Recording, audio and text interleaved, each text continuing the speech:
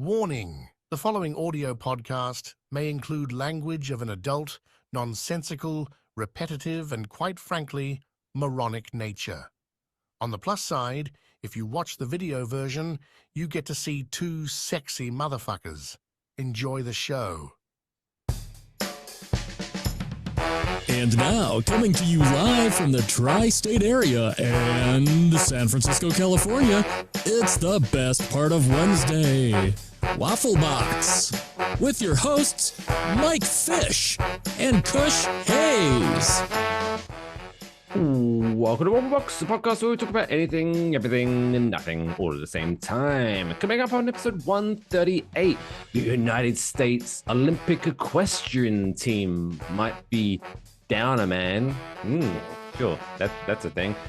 Also, is the Tooth Fairy Boujee?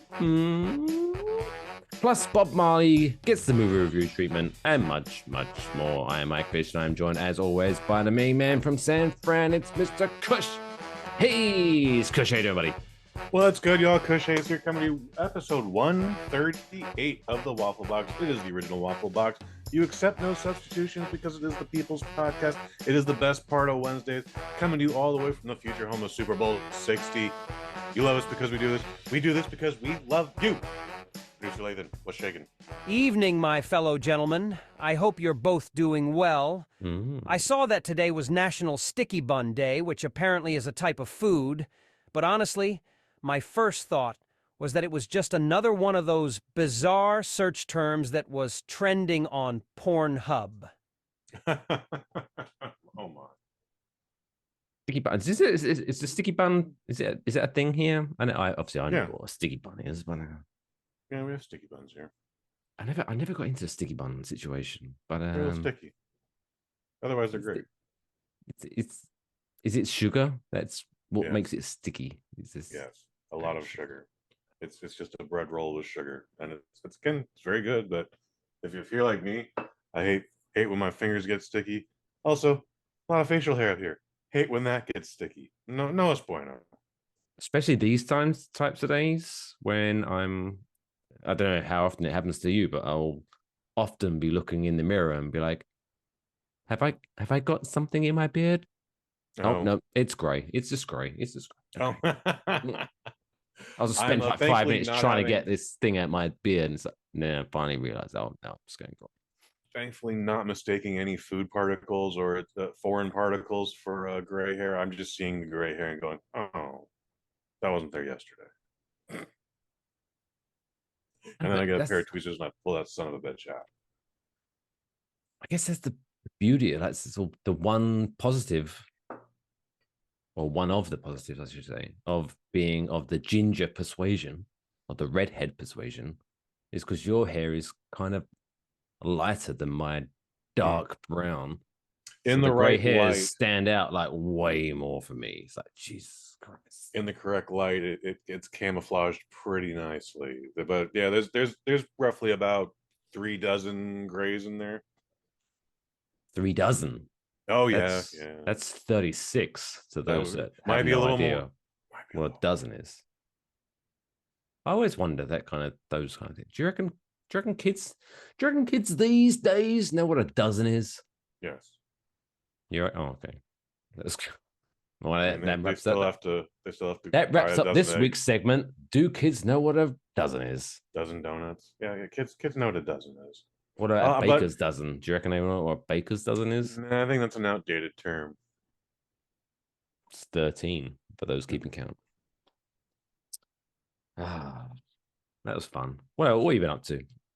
Oh, we are dealing with our February storm time. So lots of wind, lots of rain. I'm surprised the old door back here isn't banging hard as we speak.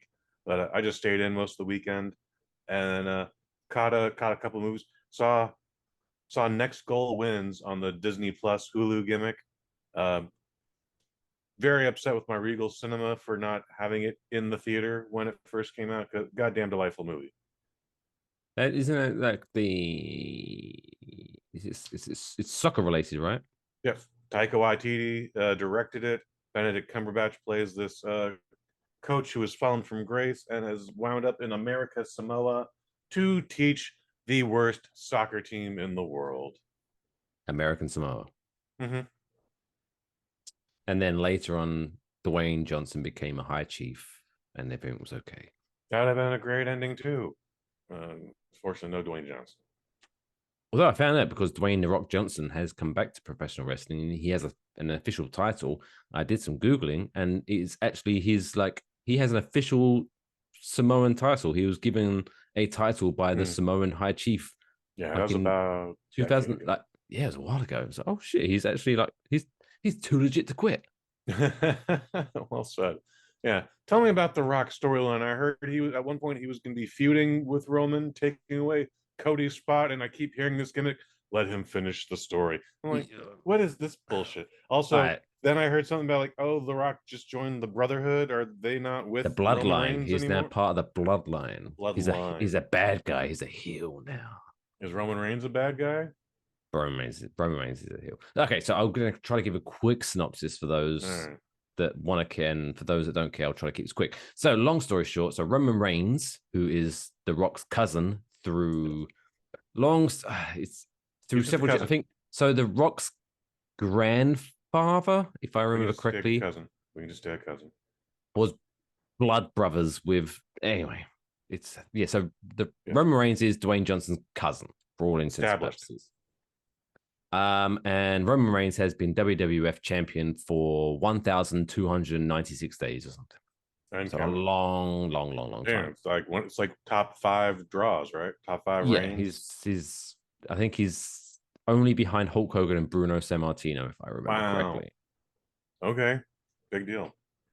So Cody Rhodes, who left WWE several years ago and created All Elite Wrestling, later left All Elite Wrestling to come back to WWE.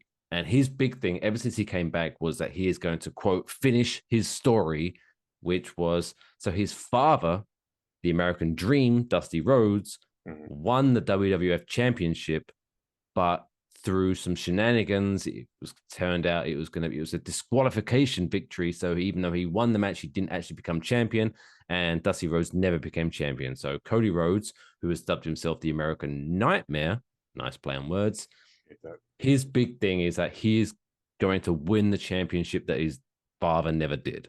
Okay. And so he won the Royal Rumble last year, went to WrestleMania, faced Roman Reigns. He got screwed out of the match by another cousin of The Rock coming. Then, long story short, he won the Royal Rumble again for a second time, 2 times running. And so it was like, okay, he's going to face Roman Reigns again at WrestleMania. And this is going to be fucking crazy. This is going to be great. And then The Rock, who joined the TKO, which is the company that owns WWE, that's a whole thing. Yeah. He joined the board and he came back to wrestling. And so everyone's like, oh, it would be really cool to have Roman Reigns versus The Rock because they're family and they're huge stars. That'd be great. And so everyone, storyline-wise, was prepared for, because if you watch Revy Wrestling, whether you watch a TV show, you like things to make sense within the storyline. Of course. So everyone was like, well, Cody Rhodes wins the Royal Rumble. Ergo, he gets to choose the champion to face. He's going to face Roman Reigns. And so all of a sudden, Cody Rhodes came out and was like, I was going to face Roman Reigns at WrestleMania, but this guy will instead. And The Rock came out. And so they were hyping The Rock versus Roman Reigns. But pretty much every wrestling fan was like, wait, what the fuck? That doesn't make any sense. Why would Cody Rhodes, who has literally spent 2 years saying he wants to face Roman Reigns, he finally gets the chance to face Roman Reigns, and he's just like, nah, I don't want to anymore. That doesn't make any fucking sense. And so The Rock, who is one of the biggest movie stars ever, one of the biggest, if not the biggest wrestling star ever, all of a sudden, he was getting booed, and people were like, Rocky sucks. Rocky sucks. And he would come out and, we want Cody. And now they've switched it. And I'm sure they'll try to play it as if to say, well, we always meant to do this. But now The Rock is a bad guy, and Cody Rhodes is finally facing Roman Reigns. And The Rock is on Roman Reigns' side, and he's part of the bloodline. And it's very interesting, but it's a shit show as well. At the same time, it's I So don't know. WrestleMania is still going to be Cody Rhodes and Roman Reigns. As of right now, officially, the WrestleMania main event is Cody Rhodes versus Roman Reigns for the undisputed WWE Championship. Okay. So we have no idea what The Rock is going to be doing. It's going to be, but if you were a fan of like late 90s, early 2000s WWF, Mhm. you should check out SmackDown because The Rock now comes out in the old, really loud, horrible shirts again because he's a Okay. bad guy now. The He's like, $750 shirt. yeah, he's like leaning into it. He looks both horrible, but at the same time, if you know, you know, he looks amazing. It's Okay. like he's leaning into it. So to his credit, he knows now, fuck, I have to play this role, and he's leaning into it. It's great. It's great. Okay. But yeah, I don't know. They just why I don't know why they just shoot themselves in the foot because that could have everything was going one way, and like they're doing big business. They're doing like house shows. For those that don't follow wrestling, house shows are non-televised events that they do at arenas.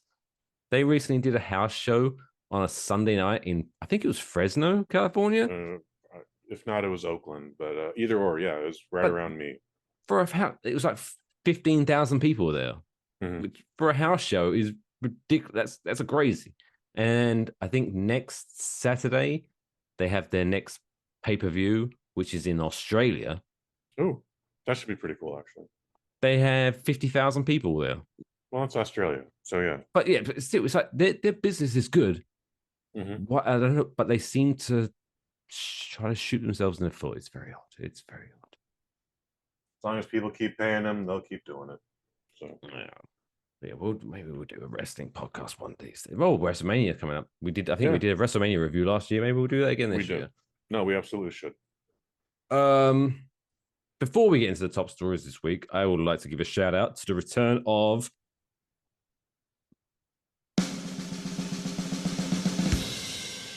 Snow. Snow is back in North Jersey. Fuck me, jeez, I don't know what it is. It's What's like every good, Snow? year.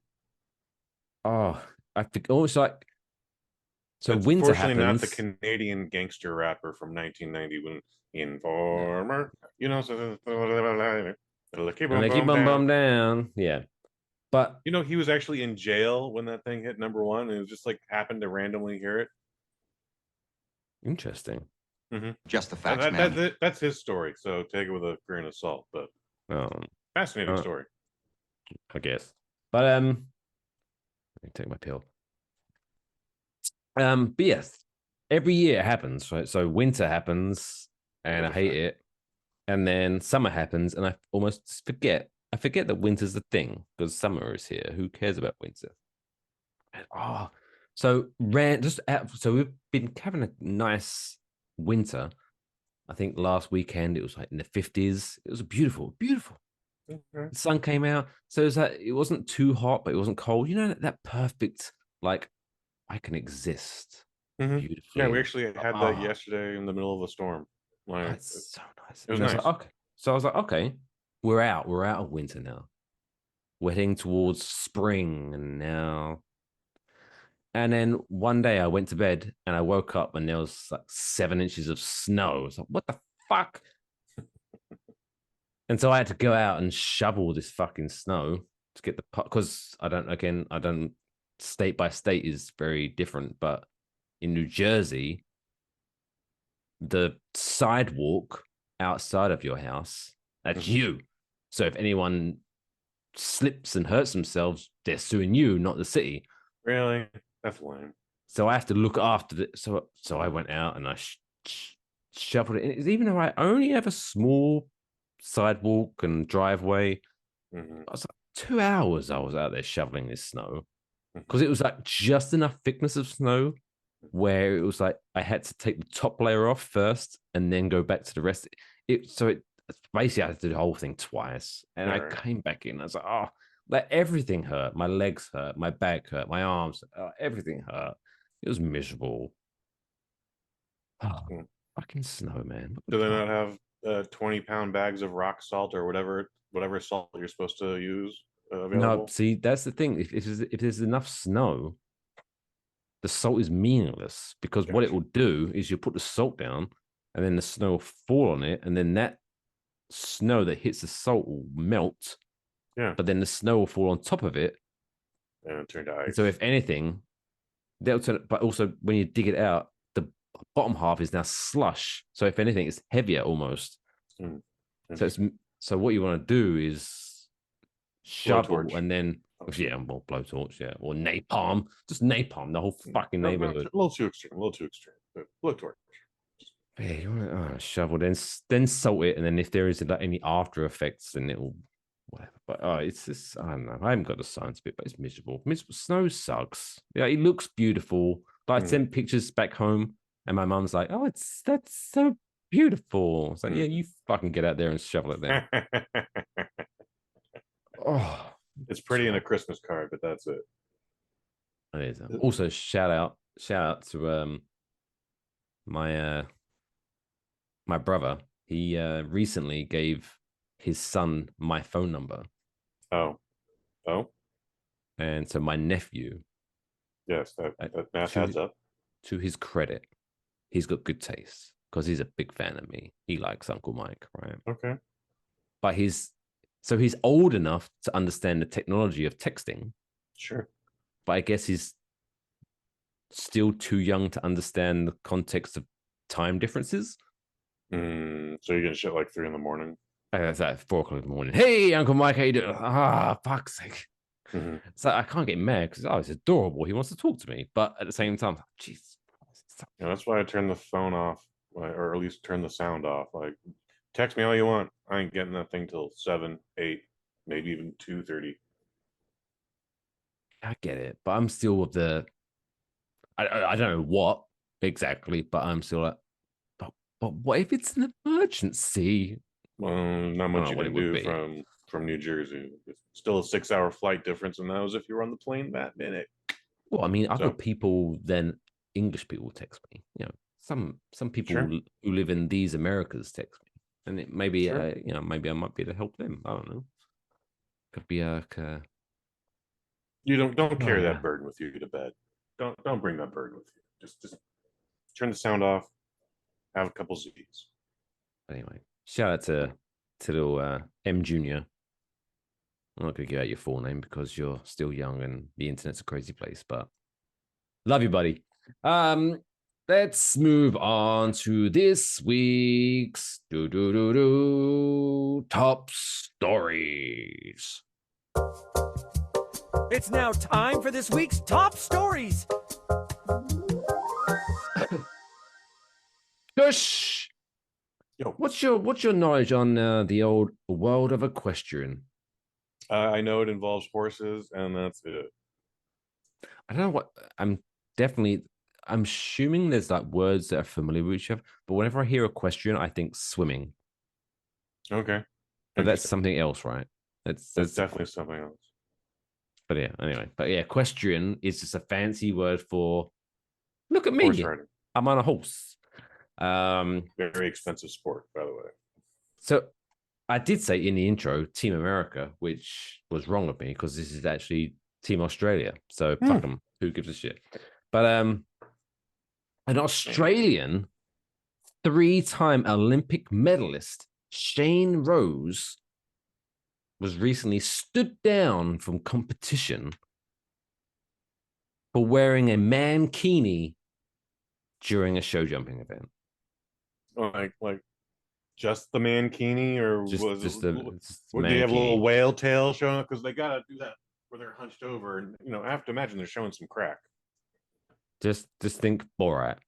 Just Borat. Okay, Borat style. Yeah. Why not? So Equestrian Australia, which is apparently a federation, whatever, said, quote, concerns were raised about the 50-year-old's attire during the event at Wallaby Hill last weekend.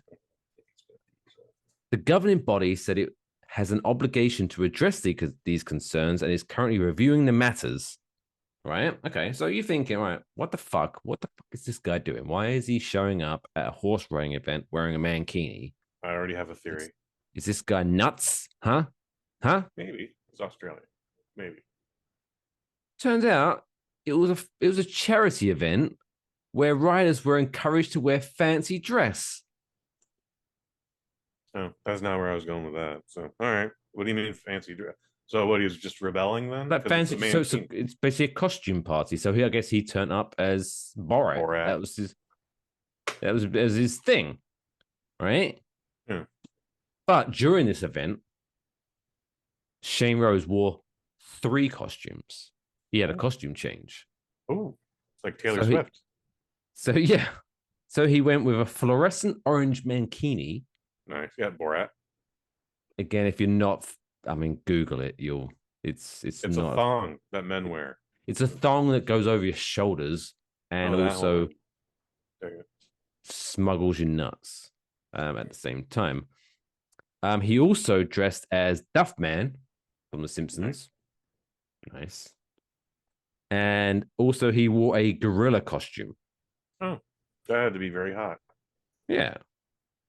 So was he wearing them all under the same costume, or that would have been great, wouldn't it? Like a gorilla Duff man wearing a mankini, like all in one.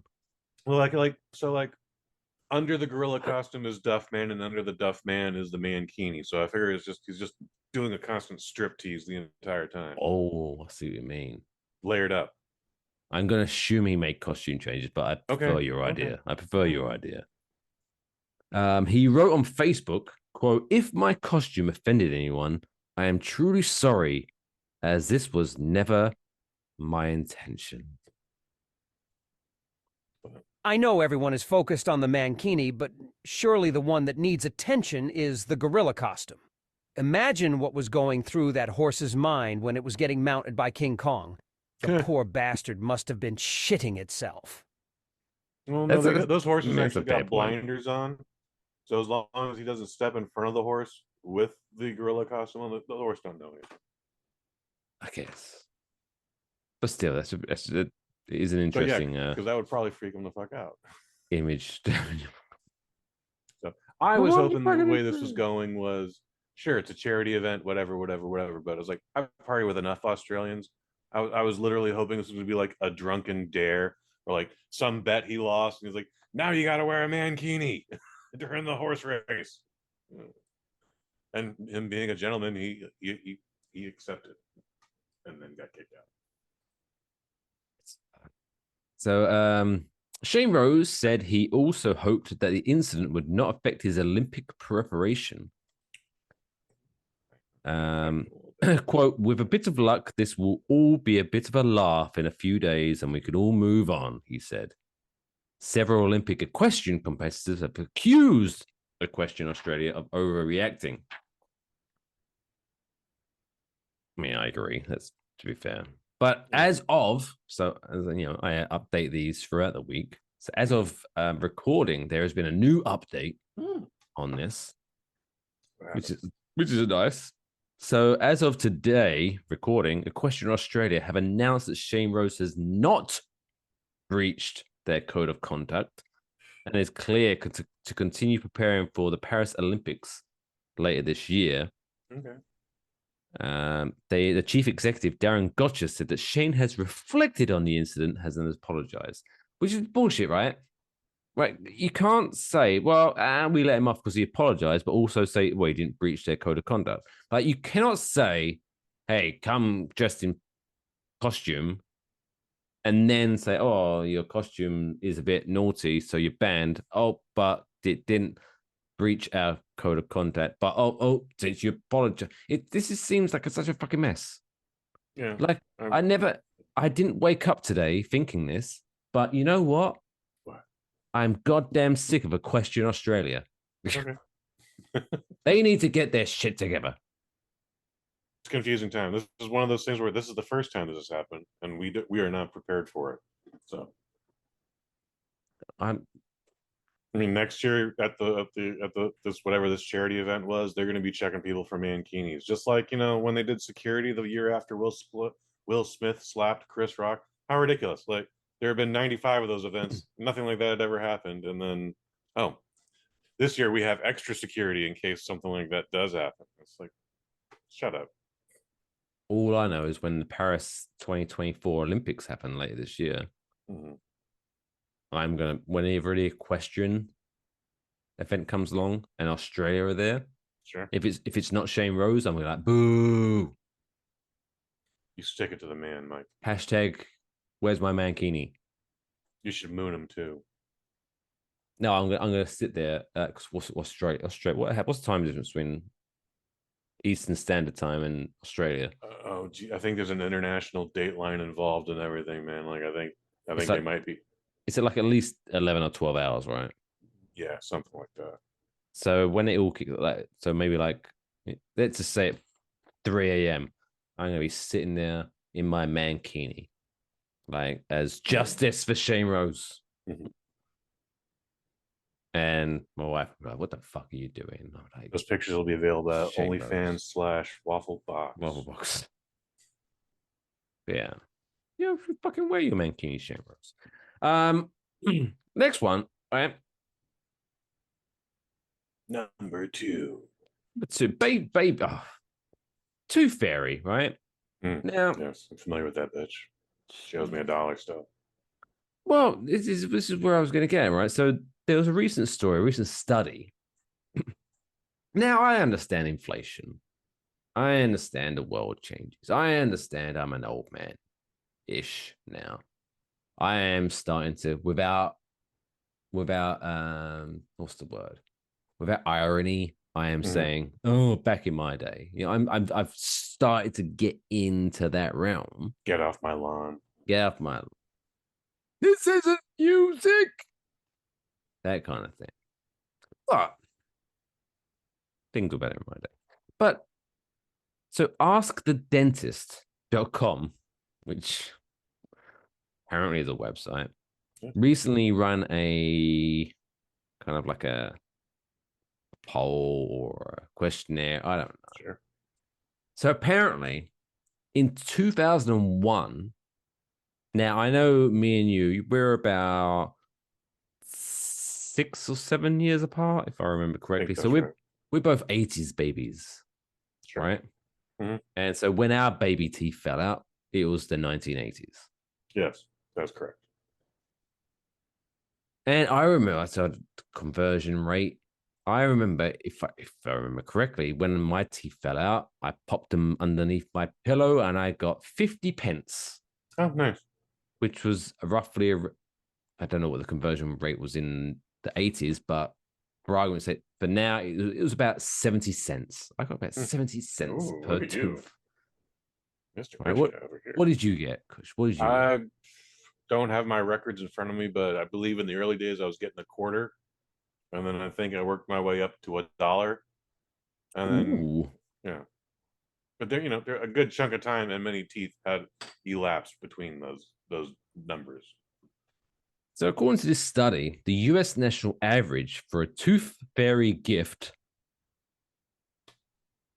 which I don't know, the tooth fairy's got it way too good for way too long. Everyone's shit on Santa Claus, like Harry's fake. But everyone's just letting the tooth fairy fly. I don't know what the hell was that. Whatever. So the tooth fairy gift has risen from just under $2 in 2001 to in 2023 over $6 per tooth. These kids shouldn't be getting paper money still, but yeah, no, I remember a friend telling me, he was like, daughter lost her tooth last night and we had to do the whole gimmick. I was like, okay, how much did the tooth fairy give her? And it was like $5. I was like, motherfucker. Like, this was not even a decade ago. And I was like, what is your fucking problem, dude? Like, when their baby teeth are falling out, they have no concept of money. Yes. I don't know. It's whatever. Even with her concept of money, $5 is way too much for a goddamn tooth. So I remember growing up, because it was basically, even though they were quote unquote giving me money, my parents weren't giving me money, because what would happen is whenever we'd go to the store and I'd want some candy, they would pay for the candy, but when my tooth fell out, they would give me the money, and then next time we go to the store, they'd be like, "Do you want to buy your own candy?" And I'd be super fucking psyched. They'd be like, "Oh my god, yeah, I'm buying my own candy," but I'd just be using the money they were going to spend anyway. So they didn't lose any fucking money. It's a scam. But right, according to the Wall Street Journal, some parents said they've been given more extravagant gifts to their children. Gifts, actual gifts, not Gifts. monetary donations. Gifts, huh? So according to Mark Burheen, a former dentist who runs AskTheDentist.com, said that some children receive, quote, cash, video games, and sometimes an iPhone. Oh, fuck off. The fuck are you giving a 5-year-old an iPhone? Like, again, I don't. Also, they're going to expect an iPhone for the next 20 teeth. What the fuck? But I get it. Times are changing and things like that. Like I had to wait until I was like 15 to get this brick that I could just about barely, like, if I wanted to send a text message that said hello, it would take me 5 minutes. And the highlight of my day was playing Snake on it, right? I remember Snake. And so I'm not saying if I was to ever have children, I'm not going to wait to a 15 because I know the world's a crazy place, blah, blah, blah. I'm not going to get into that shit. But 5? I'm not giving my fucking 5-year-old an iPhone. What the fuck is that? What the fuck is a 5-year-old going to do with an iPhone? I would hope this child's a little older than 5, but still even, 10. Why are they having their baby teeth falling out? No, baby teeth don't just fall out when you're a baby. It's a whole thing. No, they tend to fall out around about between 5 and 6. I did my research. I looked at that. Oh, well, then my teeth took forever to fall out. Well, it's because you're redhead and God hates you. Oh. And you God. What I do? So Mark Burheen put all this down to parents competing with each other. So, maybe the divorcees. So, oh my God, I'm not going to pronounce Shidera Nig, who is from the UK, gave her daughter £60, which is about $80. A letter. I don't know what a letter. A letter. Fucking Tooth Fairy writing a dear diary. I don't know. A silver fairy necklace. Oh, bitch, please. And a Louis Vuitton bracelet. Wow. I want you for my mommy. What the fuck? Apparently, her husband bought the designer piece when their daughter was born, and she said it felt like the correct time to gift it. I mean, what the fuck is a 5-year-old going to do? Well, forget about a coin under the pillow. We've upgraded to designer bling. Losing a tooth never looked so chic, but hey, if you're going to lose a tooth, might as well do it in style, right? Just imagine the Tooth Fairy rocking a tiny Louis Vuitton bag to match. Yeah, this is why people get angry when, like, Paris Hilton has her friends over on the private island during COVID, or whoever that was. This is why people get mad about stuff like that. Like that's ridiculous. I'm all for. If you have it, flaunt it, as they say. Yeah, it's yours. And so, spend it. Yeah. If you got lots of money and you want to give your kid, treat your kids. But maybe we keep this to ourselves. But wait until they can. There is no way. I don't know. Even if you push it to an 8 or 9-year-old, they're going to have, like, if there's an 8-year-old. And I don't want to encourage child violence because that's not the kind of podcast we are. But you know what? If there's an 8-year-old, for example, just as an example, who is like, what the fuck? Where's my Louis Vuitton bag? Yeah, she don't know what that is. I encourage punching the child in the face.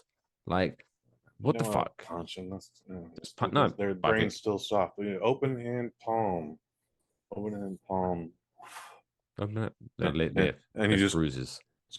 You crescent it. What the well, you fuck? break skin with the knuckles. Again, they're soft. So open crescent curve, smack. here I was excited for every now and again. I'll get a new action figure. Oh my god, Louis Vuitton bracelet. What the fuck are you? Because like you say, even if you got the money, flaunt it. But where do you go from there? Because if you're giving bracelets, what are you going to do when they're 10? What are you going to do when they're 15? What are you going to do for... This is what happens to the Sweet 16 generation. This is when you end up on MTV and they're going, but I want Justin Bieber at my party. You are breeding this generation. Do you remember that show? My Sweet 16? I know of it. I never saw it because I went like, oh, that's just going to make me mad. And I was maybe in my mid-20s. I was like, yeah, that's going to make me mad. Well, you were correct because that probably would have made you upset, and it did annoy me.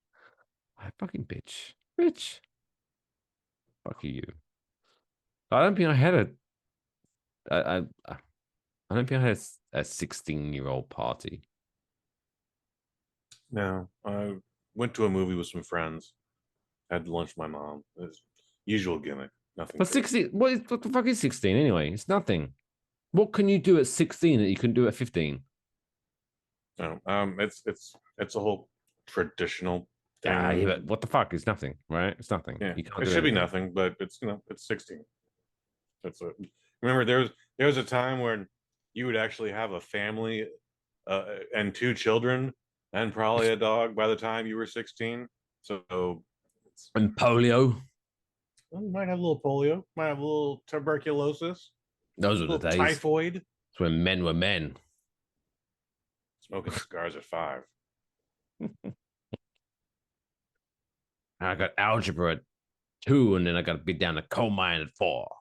No algebra, just coal mine. Oh, coal mine. Just the coal mine. The real shit happens when you're like 18 and you can get fucked up in England. That's what's up. That's what's up.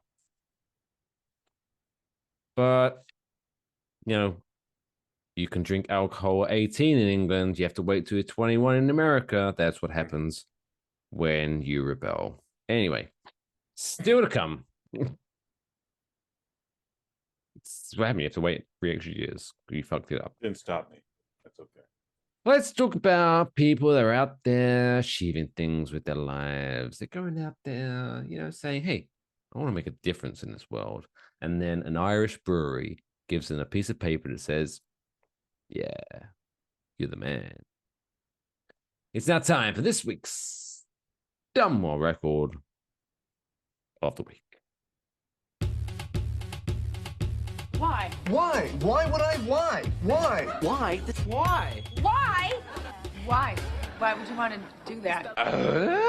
Well, now, if you're not familiar, at the end of last year, end of 2023, we announced that at the end of 2024, we will be officially giving out the David Rush Award for the dumbest world record of the year. And do you know what?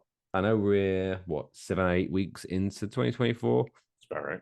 But I'm going to say this might be my front runner for this right now. This is like my favorite for David Rush, dumbest dumb world record of the week. So Peter von Tangen Buskov, a 39-year-old from Denmark, has broken the Guinness World Record for the most matchsticks held within the nose by stuffing 68 matchsticks into his nostrils. Now, is this a specific age category, like most matchsticks up the nostril of someone under 13, or just period? No one our age has ever done or attempted this before. Normally, they do specify whether it's like men's category, women's category. So this is just, I think this is, hey, nostrils are nostrils. He's 12. He's not fully formed yet. Like, he's still got a small nose. And you have to wait, pal, until your nostrils bigger. Oh, who knows, dude? Like, once upon a time, I had the body of an 8-year-old and the nose of a 34-year-old. It was crazy. Like, Peter went on to quote say, surprisingly, it didn't really hurt. I have fairly large nostrils and quite stretchy skin. I'm sure that helped quite a lot. Yes. Yeah. No shit. Well, there's breaking records, and then there's this. I'm not sure if I'm more impressed or horrified. Here's hoping they have a good ENT specialist on speed dial. Imagine he forgot till they were up there and lit a cigarette. Now that'd be a sight to see. That would actually be painful. Follow-up question. Is this like actual like redhead matches that you get the box of, or is this just like the paper one, the cardboard ones you get in a book? I will be honest and say it's matchsticks, so I'm going to assume Well, those are it's matchsticks the too. wooden ones. Okay. But I don't know for certain. So it's 34 per nostril. I mean, that's pretty incredible. And he's 12. Wow. Why would you go do places, kid? You're going places. Barnum and Wait. Bailey is on the side of the truck, but you're going places. that? Wait, where did you get the idea he was 12 years old? I thought you said he was 12. 39. He's 39. No, dude, I'm 100% sure you didn't. You never said 39 this I, entire segment. I'm pretty sure I didn't say 12 either, but whatever. Hmm. Anyway, either way, whether he's 12 or 39, we can pretty agree that he's not going anywhere. 39 is a completely different age. So, well, good for him anyways. Whatever. 34 per nostril. Puskov said he chose the matchstick challenge after researching different world records that he could attempt. He said he doesn't think he can currently beat his own record, which, yeah, of course, because if you could, you would have. Right? That's how that works. Right? I don't know. But he hasn't ruled out trying again in the future. So there you go. Congratulations, Peter, for having really stretchy nostrils. I mean, Kobayashi and Joey Chestnut once upon a time only had to eat 15 hot dogs. And look what that turned into. That was intense this year. Weather and the storm and I want to see how many people, how many hot dogs can you show out your nose? None. That is the correct answer. Unless, I mean, maybe this guy can. Maybe he can put one up there by now. Get Just stretch it out. You could probably get one hot dog up his nose. Yeah. Make it happen. They got those really skinny hot dogs. They're not very good either, but they exist. Could you imagine that being the most underwhelming thing? It's like, oh, congrats. He holds the world record for most hot dogs in his nose. With quite a panty one. dropper. That one will be. I am the only person to do this. What the fuck? Again, I know we've been doing this podcast for almost 3 years now. I just still can't help but, what made him think, do you know what? My nostrils are pretty big. I wonder how many matchsticks I can put up there. Well, like you said, he researched this. This one time we actually have a motive. He researched this. And we're like, can't do jumping jacks while rubbing my tummy or whatever, and I can't set my balls on fire for more than 3 seconds without hurting myself. Matchsticks. Ooh, hey. Which orifice can they fit in? So far, so good. Well, there you go. Congratulations, Peter. I guess you've got more world records than me, so I can't argue. Still to come. We'll be back after this short break with the middle of the show quiz. Celebrity Battle Royale. Kush is going to review Bob Marley, One Love, and much, much, much, much, much more. So we'll be right back. Stick around if you would. We'll be right back after this short break.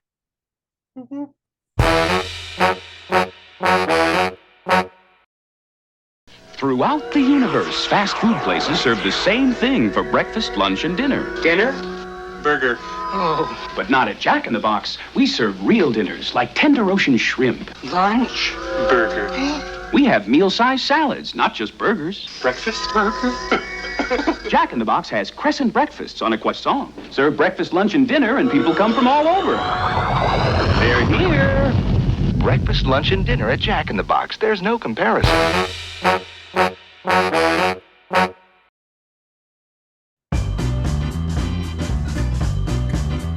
It's now time for the middle of the show quiz. Hey, welcome back to Waffle Box, episode 138. It's the middle of the show, so if you ask me, it's perfect time to play the middle of the show quiz. And this week, we're going to put a twist on it. We are doing the birthday quiz, but it's now the introduction to the first ever birthday Blackjack. What I'm going to do, I'm going to give Kush 5 celebrities that are celebrating their birthday this fine day, February 21st, as this episode is released. What Kush has to do is guess how old they are on this celebration of their day of birth. And depending on how many years he's out, that's his score for that celebrity. Yada, yada, yada. He has to score less than 22. 21 is the perfect extra. You get what I'm saying. So if someone is 40 and he guesses 43, he scores 3. Makes sense, right? I think so. I'm picking up what you're putting down. Beautiful. So these 5 celebrities all celebrate the birthday on February 21st, which makes them feel all warm and fuzzy inside, I'm sure. Are you ready, Kush? I'm ready, Mike Fish. Let's get it done. Let's proceed. Celebrity number 1. Number 1. Born on this day, February 21st, Jennifer Love Hewitt. How old's Jennifer Love Hewitt today? 42. He's going 42. She's 45. So you score 3. That's not bad. It's not a bad one. Exciting. Oh, it's nice to know that we're in the same age. She was cracking for 45. Yeah, she's beautiful. Beautiful lady. Celebrity number 2. Number 2. American actor Billy Baldwin. Billy Baldwin. What's Billy Baldwin today? Billy Baldwin, brother of Alec Baldwin. Billy's, I want to say, like 55. He's up there. 55? 55, sir. He's 61. Oh, okay. So you score. So you're up to 9. Not bad. Still not bad. Not bad. Damn, he's 60. Crazy. Number 3. Number 3. Canadian actor Elliot Page. And for those keeping score at home, just I don't want to. But the former Ellen Page. We talked about him last weekend, actually. Ellen Page. But yes. How old is Elliot Page on this day? Well, Elliot Page is probably about 2, but the body he inhabits is actually about 38. You going 38? 38. He's 37, so that's only 1. Ooh, so you're up to 10. Yeah. Elliot Page 2 to go. Wingman, dude. Seriously. Like me and that dude would bro it up hard. Bro. Have you heard the rumor? I think it's just a meme. That someone's just like, Elliot Page says he wants to play Batman. And I was like, I'm all in. Do it. I mean, for a 37-year-old, he could definitely play a teenager Bruce Wayne. Yeah, right? He looks amazing for his age. I don't know how it works. Doing pretty good for himself. Not bad. Right, number 4. Number 4. American actor and Cheers star Kelsey Grammer. How old is Kelsey Grammer? 72. Going with 72. I might have just shit myself on that one. Like, he's up there, though. All right, 72. Kelsey Grammer is 69. Good for him. So you score 3 on that one. So you're up to 30. So you got a good wiggle room here. You don't want to get 21 busts or 21 above. So you're 13. So I'm feeling good about this week. It's a good first week. So your final one, contestant number 5. Number 5 is Puerto Rican professional wrestler Carlito Colon. Oh. Who, for those who follow WWE, he does not like people that don't like to be cool. Yeah. Just spit an apple in your face. He will. 36. Okay. He's up there now, but he's still pretty young. Just showing here. You guess 36. 36. Carlito Colon. Or I think he's Carly Colon or whatever. Kayfabe. Is 45. Oh, shit. So you score 6, but luckily that gets you to 19. Nice. You win. Raising the roof. Raising the roof. Oh. That was a bitch, that last one. Damn, he's 45. All right, good. Oh, all right, cool. Yeah. Him, me, and Elliot Page He looks should go fucking- out clubbing. Because they both look amazing. Well, Elliot Page looks way more amazing for his age. Like the fact Elliot Page has that actually had some recent surgery done. However, Carlito. well, yeah, but still, even when I don't want to do the whole thing, but even when Elliot Page was formerly known as Ellen Page, that was a thing. They looked still very young. Oh, very young, very uncomfortably young. So I'm not. Yeah, I don't know how they did it, but whatever. Good for them. Good for them. You remember when Elliot Page raped Rainn Wilson in Superhero or whatever that was? Super. I mean, it's not on my immediate memory. I'll be honest. It's an uncomfortable scene already, and then with current events and the way I worded it, wow. Also, I think I just got a shadow banned again. You gotta have a hobby, I guess. Can't say the R word. Crash Bandicoot, as you're saying that. Look at the face Crash Bandicoot's playing. Nice. Scary guy. All right. It's now time. That was a good game, Mike. I love that, dude. I can't wait for next week. All right, well, we might bring that back next week. Please. But now we're going to have some celebrities go at each other. But, I thought, again, let's twist this up a bit. Why do the humanoids always get all the fun? Let's get some celebrity animals involved. Ooh. In this week's Celebrity Battle of Royale. I hope Benji's on this Let's get ready to rumble!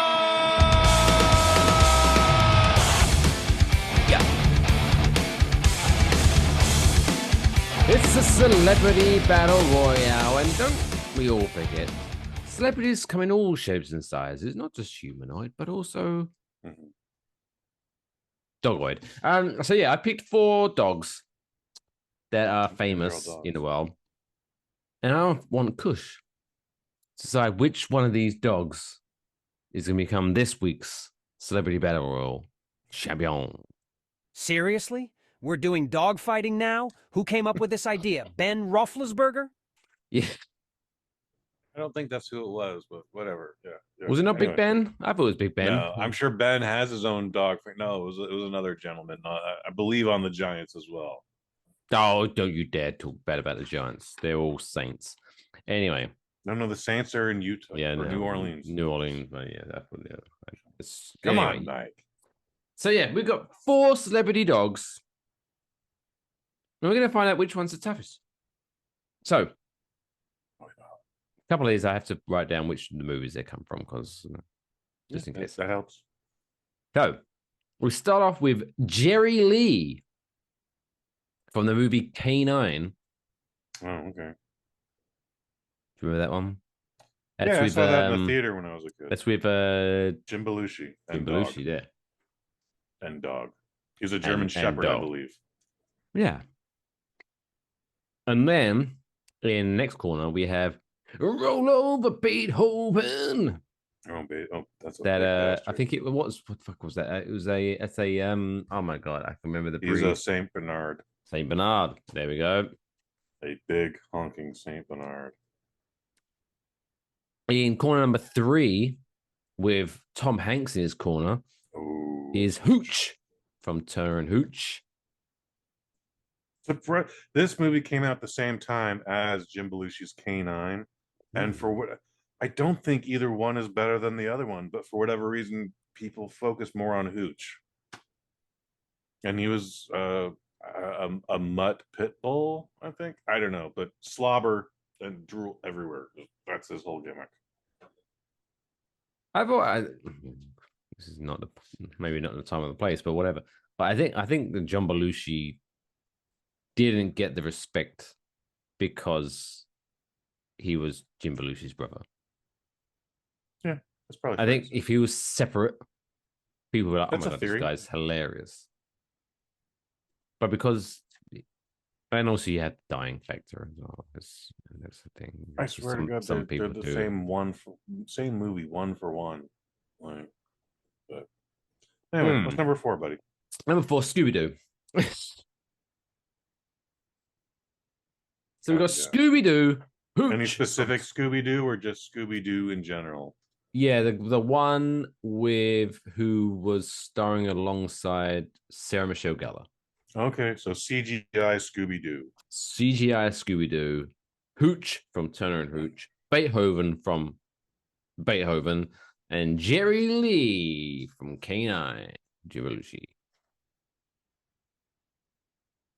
I mean, this is really interesting. Look at my list over. Just think things through here. Yeah. Okay. I think I got it. So Beethoven. Well, first off, Scooby Doo is always a coward and usually probably stoned. So Beethoven just sits on him, and Scooby Doo just passes out from exhaustion. Meanwhile, while that's all going on, Jerry Lee and Hooch are actually clawing and biting at each other's necks. It's quite violent and sloppy. One is a shepherd, and the other one is a drooler, and it's they end up taking each other out. So your winner is Beethoven. Well, Beethoven's a drooler himself. I mean, he jumps on your bed And and he's does the whole. and he's the only survivor. He sat on Scooby Doo, and the other two killed each other. And then that guy I can't remember that guy's name, but he was Charles Grodin. He's very good at doing the high bass. I think he was in 3 of those, and I think they have like 12 of those movies now. Like, there are a lot of straight to video stuff. Oh yeah, he does. He has the face for straight to video. No. Charles Gordon. Well, it doesn't matter anymore. He was only in the first 3, I believe. Only. So again, there's 12 of these. That's 12.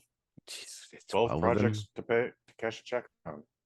It's almost like when I subscribed to Disney Plus, I found out there was like 5 Home Alones. I'm like, what the fuck? Yeah, right. I didn't even know Disney had distribution for all those. Congratulations to them and Fox.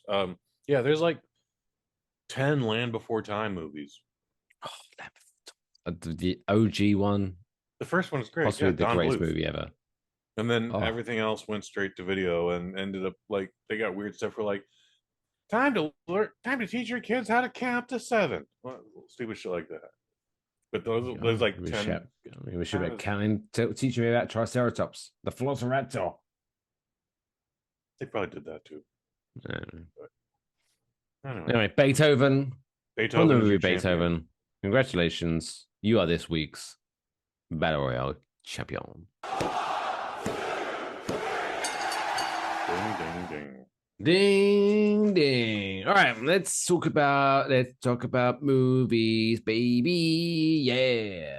And let's talk about Bob Marley coming up in this week's segment where Kush reviews a movie in a segment that we like to call Kush's Movie Review.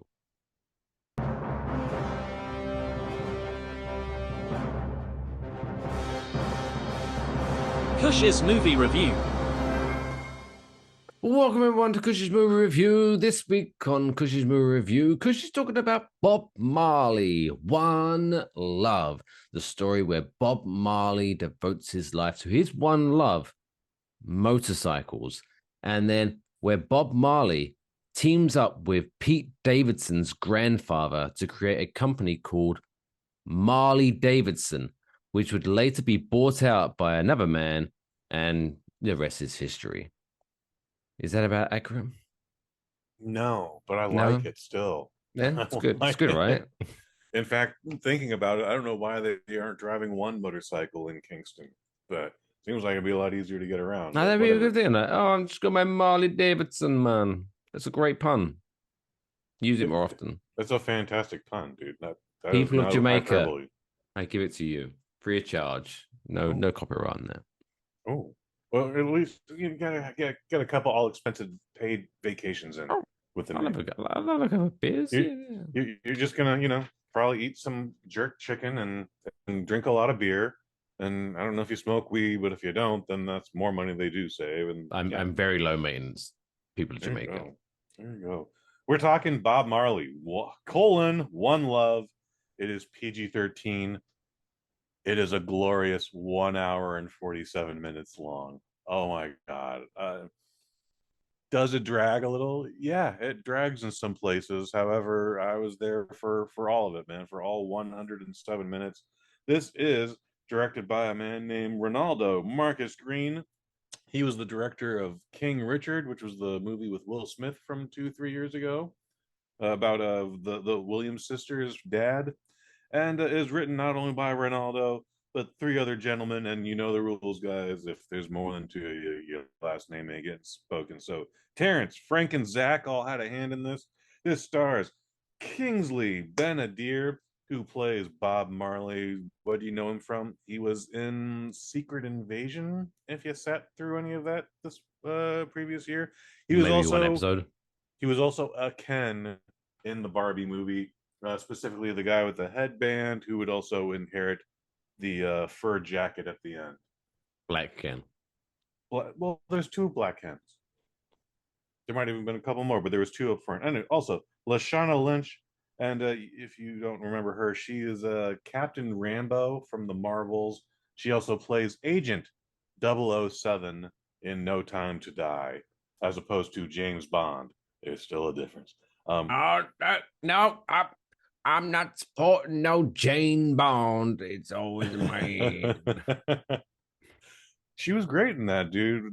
But there's a scene towards the end. I don't know if you ever ended up watching the movie, where, especially after all the stupid backlash on Twitter about her presence even being there and having the 007 rank, at one point she was like, "I would like to give Commander Bond the rank of 007 once again for this mission." It's like, no, but Commander Bond's commander. He's commander. He could just be Commander Bond. It's fine.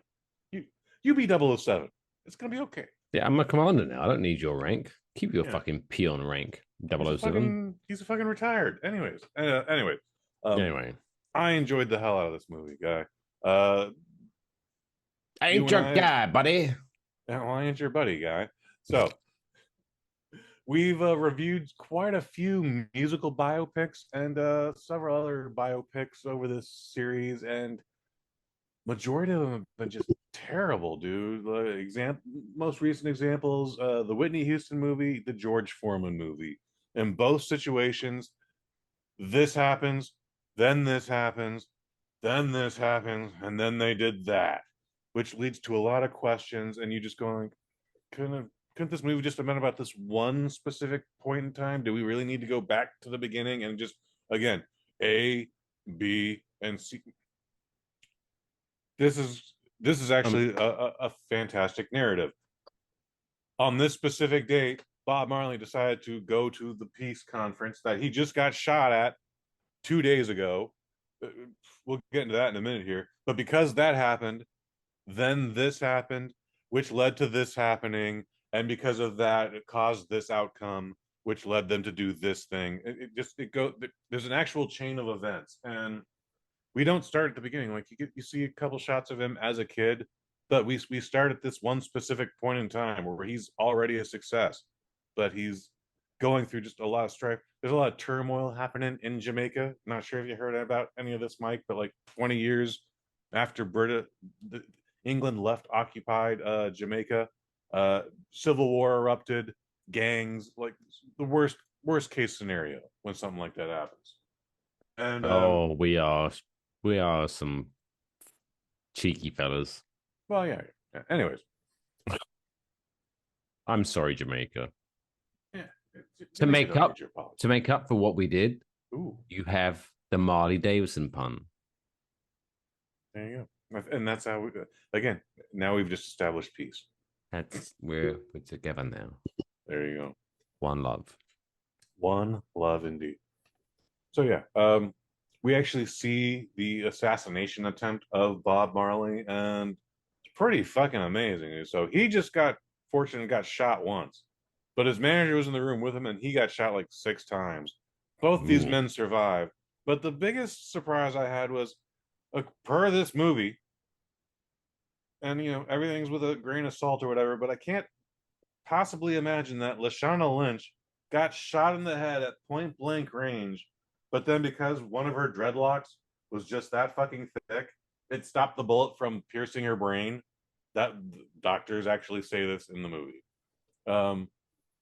Interesting. Absolutely a miracle, but I'm just like, I don't know much about guns, but like it was point blank range. 50 yards out, 25 feet out, sure, we could go with all that, but like she was getting ready to drive away in a car and someone just ran up on her and popped her. Anyways, they do the concert. Bob Marley starts, he's pretty free flowing and kind of aloof, but then he just went like, oh yeah, the mother of my children got shot because I exist. Better pack our bags and go to England. And then they do. And then, he just trots around for a little bit and then decides to write a new album, which would eventually become an album called Exodus. I don't know Exodus. I don't know reggae in general. But I know Bob Marley. I know I've heard Bob Marley songs. Obviously, One Love. Obviously, I Shot the Sheriff. I'm sure there's other stuff. Is This Love? Yeah, that's a song. But when it came to like Woman No Cry, No Woman No Cry, that gets played in this. Is very fascinating seeing the process behind the making of this album. And again, it wasn't, and then this happened, and then this happened, and then this happened. It was Bob's focusing on the book. They keep trying and they keep trying and nothing happens. And then one day someone went to the record shop and bought a soundtrack of the score of some movie called Exodus, and they're just jamming out to it because it's the baddest thing they've ever heard. And it's like, we can create a beat around all of this. And then they create what Time Magazine will declare the greatest album of the 20th century. Ooh. Quite a big statistic, right? Pretty good. Pretty good. Pretty great. Bob Marley goes on tour around the world. He goes here, he goes there, he goes the other place, blah, blah, blah, blah, blah. The goal is to get to Africa. There's some... The manager, as always, is siphoning money from the till. And that's a small thing for a little bit. Every music movie that happens. Every music guy that happens. So they strike it and then they move on to the next subject. They don't dwell on it. They don't establish how long it's been going on. They're just like, that guy's kind of shady these days. Anyway, Bob Marley's infidelity is slightly brought up. Like, it happened, and they're not shy about it, but they don't focus on it. Like, they make sure that this man, he is not a perfect individual, but he also tells you he is not a perfect individual. However, this man inspired peace, not just in Jamaica and the Civil Wars, and got the two political parties together for that concert. Like, every other nation in the world was affected by this album Exodus, apparently. Like, again, you look at my foreign posters, like South Korea is affected by this man. Argentina is affected by this guy. Mexico, etc., etc., etc. Man, like, this guy was a global sensation. So, lots of fantastic musical performances. I don't know if it's actually Mr. Kingsley singing this song or if they just had Bob Marley dub over. Or maybe one of his sons. Yeah, I don't know. Fantastic performances. I had a great time with this. Again, we only focus on this one specific time. There are some flashbacks. They actually help add to the narrative of this 1 hour and 47-minute movie. Maybe the best biopic I've seen since Rocket Man, and before that, since Straight Outta Compton. I really did like Bohemian Rhapsody, but even that was muddled. And everything else since Rocket Man's just been kind of dog shit. So 4 out of 5. this is now thankfully replaced Lisa Frankenstein as the best picture of the year currently as of February 21st, 2024. So with biopic, are you talking just musically, right? I'm assuming. I mean, the George Foreman thing was pretty disappointing too, and like I mentioned that. So, where would you rank this compared to Iron Claw? Oh, that's a great question. Iron Claw is if I had, geez, I can't even really give Iron Claw a fair review because the theater projector screwed up and the last 10 I minutes got remember you botched. saying, yeah. So I still haven't seen Iron Claw all the way through. I have a strange sense of what happened, but they also erased an entire brother from that movie. As well done as that movie was, they like erased an entire person from history. And do you know why? I don't know if we covered this. Just tell us again. But the story is that the producers of the movie was like, this story is depressing enough. We need if we had one more depressing story, it'd be too much. They're not wrong, and it was already like over 2 hours. So yeah. But fun fact, so I recently purchased, because I was very keen on watching Iron Claw. So this is one of those very rare occasions that I spent money buying a movie on Amazon. Okay. But I purchased it, right? A physical copy or the digital? Digital copy. So, but funny enough, let's just say I'm not going to call anyone out. But the person that was watching the movie with me said, "Are you sure you want to start this? Because you have to be up early in the morning." And I was like, "No, it's fine. I can watch this." And they were like, "Are you sure? Because I don't want you falling asleep." I was like, "Nope, let's crack on. Let's watch this movie." 10 minutes in, they were snoring. And I was like, well, I guess I have to wait to watch it with them then. So fuck's sake. So I watched the first 20 minutes and it looks good. But once we get a situation where they can be awake for 2 hours, I'll finish that movie and I can't wait. I don't understand that part of relationships these days. I would have just finished the movie and then I'd be like, you want to try and watch that again tomorrow? Like, good or bad? If it's good, I'll be happy to watch it again. If it's bad, I like spending time with you, baby. I will tolerate this movie again with you. Hey, baby. Hey, sexy mama. Do the monkey with me.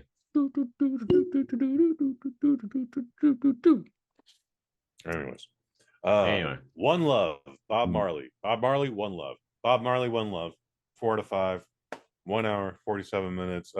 Did surprisingly well, dude. I did not think it would do as well as I know Madam Web came out. We're definitely not reviewing that. We're not even gonna like make fun of it. Who would have thunk a Sony / Fox produced Marvel movie would be dog shit? You know what? This is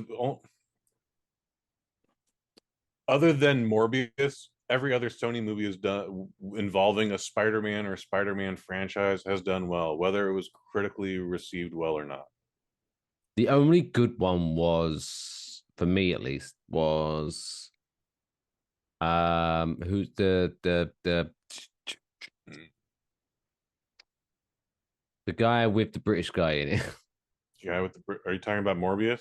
No, not Morbius. Okay, not are you talking about Spider-Man? Nope. The Amazing Spider-Man? Nope. Oh, then I don't know what you're talking about. Not Venom, is it? Venom. Oh, Venom. Really? You missed out. I thought Venom was good. Okay. A lot of people liked Venom. So much they made a Venom 2. So and I thought Venom 2 was good. Venom 2 was fun. And I hated the fact that they teased for like a minute that Venom, Tom Hardy, there we go, that's the one name I was trying to think of. Tom Hardy's Venom was going to be in the MCU, and then they took it away from us. He still might be, actually. It's all multiverse. It's all multiverse. Don't worry. Now with Deadpool, that's the whole thing. Go back to last week's episode if you want. We're not going to get back into Deadpool, but yeah.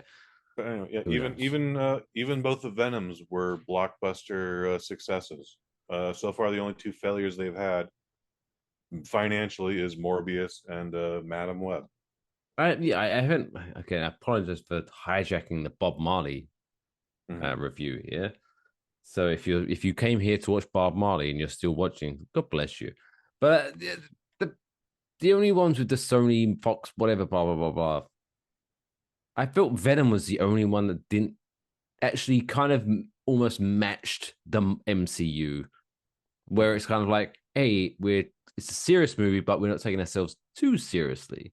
Mhm. It was kind of fun and cheeky, and hey, Mhm. whereas the other ones were, I don't know, fucking weird. I don't know. Maybe what do you want? And plus, Tom Hardy's great anyway. How can you go wrong with Tom Hardy? Tom Hardy, never bad in anything, been in several bad things. Yep. The Craze. Did you watch the Craze movie? I didn't. I wanted to see it. Heard it was terrible. Really? Mm-hmm. To be fair, yeah, no, that might come under the umbrella of bad movies that he was great in. But yeah, I remember him being very good in that. He's playing two characters, right? They're twins. He plays both brothers. Yeah. They were naughty boys, the old Craze. Some would say they're crazy. Slap on the wrist for the Craze. I think they're both dead now because they were naughty boys. Anyway, Bob Marley, One Love, 4 out of 5. The best movie thus far in 2024. And if you don't believe us, ask Kush. And if you don't trust Kush, go fuck yourself. Put that on a t-shirt. Let's wrap this week's show up. As always, we like to do, to give yourselves an all that warm, fuzzy feeling inside. With this week's feel-good story of the week.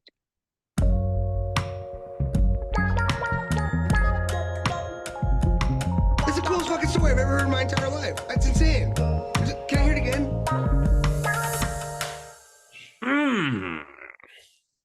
This week's feel-good story takes us to California, of all places. What good has ever happened in California? Nothing. That's what's right with me.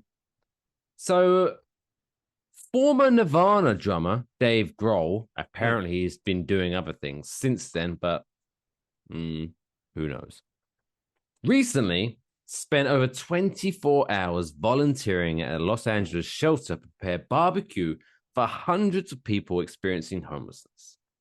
He had brisket, pork butt, ribs, and more delivered to Hope the Mission's Tribeca Center in Northridge, California on February 22nd. Grace Ann Shetter, Director of Development at Hope of the Mission, told Today.com he arrived around 3 in the afternoon, and then he was in our kitchen prepping the meat, and he was cutting up, and there he was until he put it in the smoker.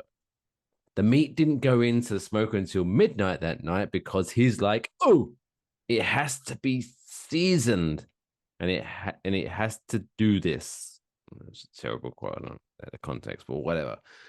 Quote, he definitely is a craftsman when it comes to that, and then he spent the whole night here. And Chenna says Dave Grohl and his fellow barbecuers took turns smoking the meat overnight, even as a major winter storm moved through Southern California, dumping hail and rain on the shelter that night until it was ready about 3 p.m. the next day on February 23rd, which that doesn't make any sense because that seems to be in the future. Yeah, I think this is a story from last year. Dave Grohl's been doing this. This is Dave Grohl's been doing this. He's done this in Australia. He did this obviously in LA. I believe he did this once around, I want to say in Texas. Don't quote me on that last one, but yeah, Dave Grohl apparently likes to feed the homeless and he likes to feed them smoked meat, and I'm okay with that. Yeah, it doesn't make sense because even last February 2020, February 23rd, 2023 is a Thursday, and that doesn't make it. The whole thing was just, I don't know. Whatever. The date's not important. The fact is, Dave Grohl, what a fucking guy. So he's definitely done this. I've seen photos of it. Yeah, no, this is a fact. Just the facts, ma'am. This is a fact that's happened. Dave Grohl is a great guy. Anyway, so Help the Mission shelters serve dinner from 6 p.m. So Dave Grohl was working towards that deadline to be able to serve the meals after they were prepared. He actually served that. So maybe, okay, what I think would happen happened was, I think he did this year. And the story that I looked upon didn't give enough information. So I dug deeper and I probably end up finding last year's story. So I think this is probably at least the second year he's done this running. Mm-hmm. Sounds about right. So, yeah, okay. So this I might be regurgitating last year's story, but the fact is, Dave Grohl, and this isn't the whole, when people only care when celebrities start speaking. You know what? It's not just that, but at the same time, it kind of is, because he doesn't have to do. He doesn't have to do this. He's what the fuck? He's just, he could be chilling at home, wiping his ass with a champagne bidet, but he's not. He's donating his time. So yes, he's not better than the average person, but still, give a shout out to him. What a nice fucking guy. Yeah. It's just and he didn't nice. raise any money for any of that expensive meat. He's just like, this is what I had in my cooler. I just turn up with fucking meat. Who wants to smoke this hot pork? I went to the store and I was like, maybe the guys are hungry downtown. Dave Grohl, good peoples. Dave Grohl is a fucking amazing person, and I'm hopefully, from his famous Nirvana days, I hope he managed to break through the music industry one day. He'll get a shot again. Yeah, one day. One of these days. I've got a good feeling about him. Well, that wraps up a very confusing end of the Waffle Box, but whatever. We made it. Episode 138 in the books. My God, we're chugging our way to the 3rd year anniversary soon. What is that? Is it May? May 1st? Exciting. March, April. Yeah, we'll be there before we know it. Time flies when you're having fun. Kush, you do podcasts other than this. I don't judge you. I don't hold it against you. We'll work through it. That is how I got the job. But should be a new microdose this weekend. Fridays, usual time. Sometimes I release them earlier these days. If it goes down, it'll come out this Friday. So I'm skeptical, but TBD. Should be a good time either way. Well, I do highly recommend, if you haven't done already, so whatever.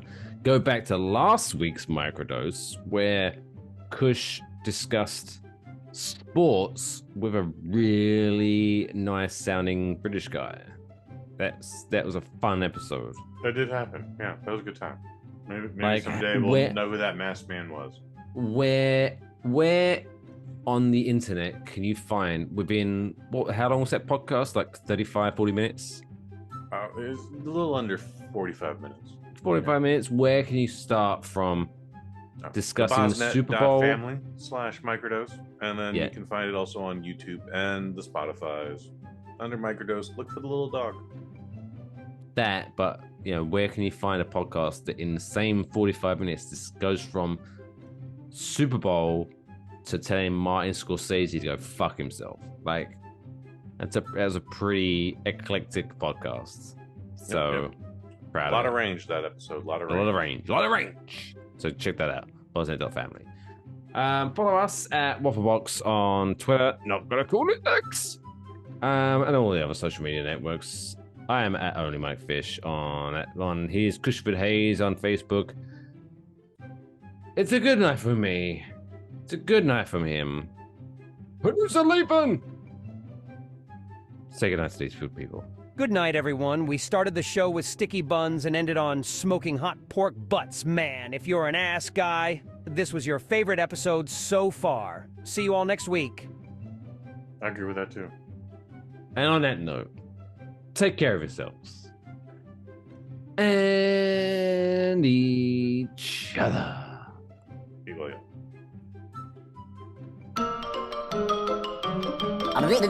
That's all, folks. Play me off, Johnny.